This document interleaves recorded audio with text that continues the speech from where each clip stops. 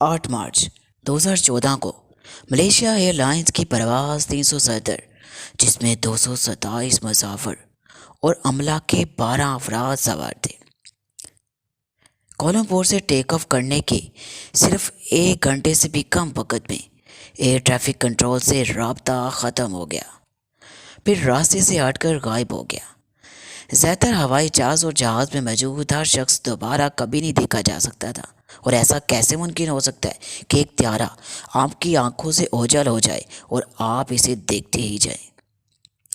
طیارہ کولمبور کے بین الاقوامی ہوائی اڈے سے تقریباً 12:41 روانہ ہوا اور اسے مقامی وقت کے مطابق صبح 6:30 بیجنگ کیپٹل انٹرنیشنل ایئرپورٹ پر پہنچنا تھا۔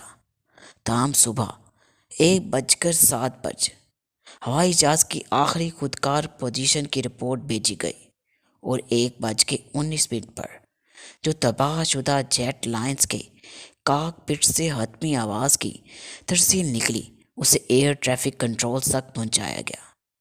گڈ نائٹ ملیشین 370، ایک پیغام جس میں عام سے باہر کچھ بھی تجویز نہیں کیا گیا۔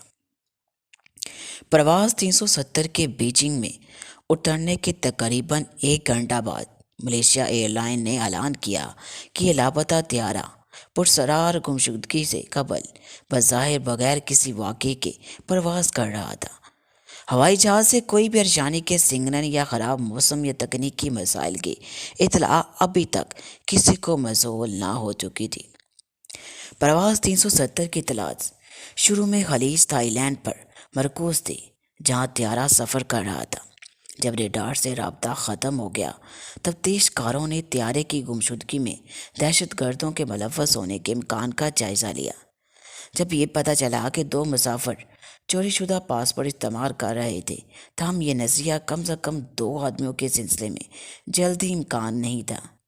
فلائٹ 370 پر سوار افراد 15 ممالک کی نمائندگی کرتے تھے، جن میں نصف سے زیادہ مسافر چین سے اور 3 امریکہ سے تھے۔ پھر 15 مارچ کو تفتیش کاروں نے بتایا کہ سیٹلائٹ ٹرانسمیشن نے اشارہ کیا ہے کہ فلائٹ 370 اپنے مقررہ راستہ تیزی سے موڑ دیا تھا اور مغرب کی طرف پرواز کی تھی۔ بحر ہند 5 گھنٹے یا سے زیادہ اپنے طور پر کام کرتا تھا۔ 24 مارچ کو ملیشیا کے وزیر اعظم نے اعلان کیا پرواز بحر ہند میں کہیں گم ہو گئی ہے، جس میں کوئی زندہ نہیں پہنچا۔ جیسے ہی طیارے کی تلاش جاری تھی، امریکہ سمیت 2 درجن سے زیادہ ممالک نے اس کی کوشش میں حصہ لیا۔ اس راز نے عالمی میڈیا کی توجہ حاصل کی اور ایک تجارتی جیٹ لائنز بغیر کسی سراغ کے کیسے غائب ہو گیا۔ اب اس کی تفصیل آنے والی ویڈیوز میں آپ کو بتائیں گے کہ کیسے یہ پرسرار جہاز ملا اور اس کی حقیقت میں کیا ہوا تھا۔